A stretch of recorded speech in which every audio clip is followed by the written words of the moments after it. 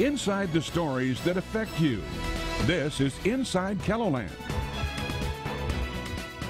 Good evening, I'm Sammy Bielen. Thanks for joining us on this Positively KELOLAND edition of Inside KELOLAND. Tonight on the show, we are going to highlight a few organizations you can help this holiday season. The Community Outreach will be talking about their Sharing Christmas program. And as Thanksgiving wraps up, what does that mean for the shelves at Feeding South Dakota? We're checking in and looking at how you can help out. The Children's Inn will also be joining us to talk about their holiday gift program. Plus, the Sioux Falls Area Humane Society stops by to talk about the holidays in the animal shelter. Now, as the weather gets colder and winter arrives in KELOLAND, the Community Outreach is here to discuss Sharing Christmas, a program to help families this holiday season. And joining me now is Amy Benda. Welcome, Amy. Thank you. So people who may not be familiar, what is Sharing Christmas? Sharing Christmas started many years ago through the Helpline Center, and it was called the Holiday Clearinghouse, so people might remember that. And about 6 years ago, the Community Outreach and Center for Hope joined together and took that from the Helpline Center, and that's where Sharing Christmas came into play. And essentially what we do is we match donors who want to donate and sponsor a family with families in need. So that they can have an experience, a Christmas like you and I would, as well as we like our donors to be able to package in to their gifts that they're giving, things for just basic needs, the things that people need that we all take for granted. And why is that important to also get those necessities in there as well? Well, then that allows them any maybe extra income they have. They don't have to worry about, do I have enough toilet paper, or do I have enough stuff to keep my clothes clean and things like that. And so it's just, that is as much of a gift to people who are in poverty or close to poverty as that wow item that everybody wants. So just as special for them. That's awesome. And so you guys also have something called the Christmas Store. Yes. What is that? The Christmas Store is new this year. Okay. It's a new concept for us. We've had such a demand for the adoptions, and we have some regulations so that we can serve as many people as possible. So if you've been adopted through Sharing Christmas for so many years, then you become a candidate for the Christmas Store. Okay. And the Christmas Store also has a level of people being able to go out and select what they want for their children instead of somebody else choosing it and giving it to them. So we have had many toys donated. Ransom Church donated a lot of toys. Their membership did. We've had other businesses, and I'm not going to start sharing names because I don't want to leave anyone out. But to date, we've had probably 1,400 toys donated. Wow. And so we will invite people in who fit the qualifications to shop in our store, and they will be able to purchase things at 10% of cost. Wow. So if an item was $50 at a local retailer, they will be able to buy it for $5. And so we have some levels that, based on family size, they can get so much money or number of items per child. So the limit would be $8 per child or 4 items, whichever comes first. Sure. And but they are able to pick it out. They are able to pay for it with their own money and have that sense of dignity and pride that they are doing this for their child. Wow, that's awesome. And I know these programs are super popular. We have that last year over 200 more people applied for help. And do you expect to have similar numbers this year? Have you seen that? Yeah, we have seen our numbers really trending about the same as in the past. We've had about 534 families that qualified for the adoption. Wow. And those were all matched and with people who were willing to sponsor them. And those donors was made up of 270 groups. So many of our donor groups may take one or two or more than one family at a time. So that's really exciting. We put that value of gifting at around $130,000. So it's a great impact on our community. Are you surprised by how you're able to supply so much to so many people? I mean, that's a lot of donors. You know, I'm not. Yeah. It does not surprise me because think about Sioux Falls in our region, and we are just giving and caring people, and when we see a need, we meet it, or we try our best to meet it. And so donors just come through the woodwork, and they just want to help and serve. For the store, another example would be just today we had a gentleman drop off nearly $4,000 for us to use to go buy toys that will fill in the gap of ages or styles that we might need so that we can truly make our store for every age. Which is important because you never know the age of children out there who need the help. Right. And I know you mentioned that the families have been matched for this year. They have. So what are some ways, if people are planning ahead, that next year they can get involved early enough? Right. I would say start in October thinking about it.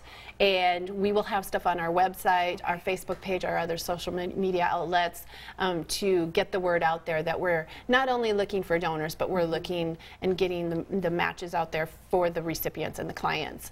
We work with a lot of other referral sources throughout the community to gather all the clients. They're not all just people who walk through our door. So we get referrals from other agencies in town. And so that process starts in October or before. So that would be the time to start thinking about how do I want to share the light and be that person to help another person during the holidays. Awesome. So plan ahead next year, people. All right. Thank you so much. Thank you. You can find more information at KELOLAND.com. Feeding South Dakota is working to make sure no one goes hungry this holiday season. We'll talk to them when Inside KELOLAND continues. Welcome back. Feeding South Dakota is in a busy time of year. After the Thanksgiving rush, they need your help stocking up for Christmas now. Joining me is Jennifer Stensas with Feeding South Dakota and Amanja Ware with Wells Fargo, the president of Wells Fargo. First, let's look back a little bit. Let's talk about how did Thanksgiving go for Feeding South Dakota? Thanksgiving went so well. We had some really lofty goals to be able to distribute 3,500 meals, and we did through the work that our giveaways in Sioux Falls, in Pierre, and Rapid City, and then also the work that our agency partners did across the state. We were able to distribute all of our meals. Oh my goodness, yeah, that's incredible. We had a great Thanksgiving. We're so grateful to the community for providing, to Greg and Sands Pam Foundation for their gift of a matching gift, and really all of our volunteers that help that Saturday just go so well. Yeah. And now looking ahead, we have a new mission now, getting ready for the Christmas holidays. Yes. So how is Wells Fargo involved in all of this? Right. Well, we, you know, as others have said, we live in such a giving community with lots of food drives going on around us and really supporting us and lifting up our guests and everyone that we serve. And so we wanted to just highlight a couple of the different really unique food drives that we have going on. And so I've invited Amanja to talk about the Wells Fargo partnership that we have with Feeding America along with Feeding South Dakota. And why was it important for the bank industry to get involved with this? Well, it's a great question, and really it starts with our nation's got an issue with hunger. Yeah. 40 million individuals struggle with hunger each year. 12 million of those are children. 5 million of those are seniors. So the impact has no boundaries. It impacts every community we have throughout the U.S. Being a national organization, we had a real unique opportunity to partner with a national organization like Feeding America, which is the largest organization for hunger in the U.S. So what we were able to do is utilize their alignment throughout the U.S. and partner that with our branch network. Wells Fargo has 5,700 Wells Fargo bank locations throughout the U.S. Wow. So what we're doing is we converted those into food banks. From now until December 31st, you'll have the opportunity to come into any Wells Fargo location and contribute any non-perishable goods that you have there as well. Furthermore, what we'd like to do also is we're also taking monetary gifts throughout Wells Fargo as well. So at an ATM machine, you're able to contribute any monetary dollars to Feeding America. Those dollars that you give will go to your local food pantry, so that partnership with Feeding South Dakota here locally is also a great way to do that. So in South Dakota, we have 40 Wells Fargo locations. Those 40 locations will be food banks from now until December 31st, so a great opportunity to do that. Also, those opportunities to contribute monetarily will be great as well. Wells Fargo will match up to $1 million of those gifts that are given between now and December 31st as well. So the contribution is great. Also here in Sioux Falls, we've had the opportunity to do a lot of work, volunteer work with Feeding South Dakota.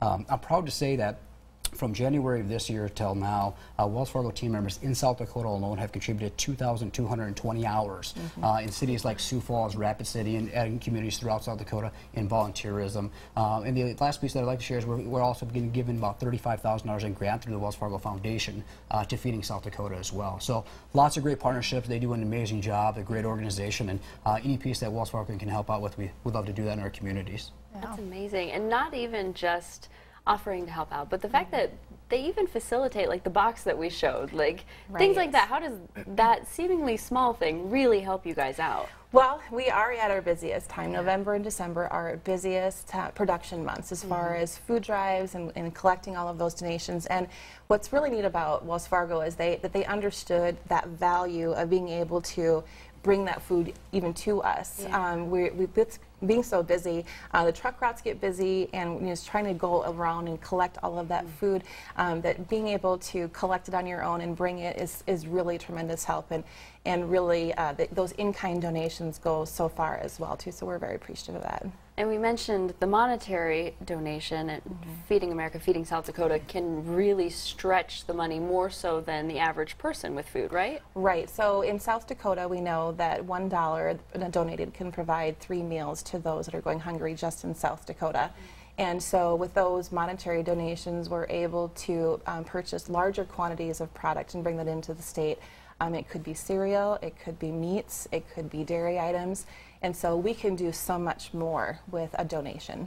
So in addition to going to the local Wells Fargo, what are some other ways people could be helping you out this holiday season? Well, we have another really neat food drive is the Grinch for Good. So go to grinchforgood.com and you can bring this back to your families. And what this really is an educator's toolkit to talk to kids about the act of giving and being empathetic to your neighbor and just doing those smaller things that really add up into doing some really great things. Download the toolkit for your family and just be able to participate in doing a neat little food drive on your own. That's amazing. And so parents could do this, teachers could probably pick this up and do it in their classrooms maybe? Absolutely. Grinchforgood.com. And the theory or the story behind it is to grow your heart 3 times. Nice. And so it's a really, really cute toolkit, and I think that families will enjoy it. The teachers will enjoy it if they can fit those into their schedules. They're so busy already, but we know that everybody's really looking to teach our children and teach our youth about the act of giving back and really what that means. And I've been with Feeding South Dakota for over 10 years, and I've really seen that shift in people wanting to give back. And it does feel good, but you also know that you're doing so much more for those that are in need. That's awesome. Thank you both so much for joining us. We'll put all of this information at KELOLAND.com. Well, making sure every child has a Merry Christmas. Find out how the Children's Inn is bringing holiday cheer to kids in KELOLAND. Welcome back. The Children's Inn provides a safe home for families. Around the holidays, the organization's holiday gift program is spreading lots of cheer. Joining me now is Stacy Kropensky, the development coordinator at Children's Inn. Welcome, Stacy. Thank you. So first off, why is it so important for the Children's Inn to do this Christmas giving? You know, for a family who is displaced for the holiday season, a lot of those kids might worry about whether they're going to be remembered at Christmas time. So we want to make sure that they are not forgotten. And, you know, everybody should get to celebrate Christmas. We never want anyone to feel like that's forgotten for them. And I know you guys have been collecting all year round. How has that been going as far as the donations coming in?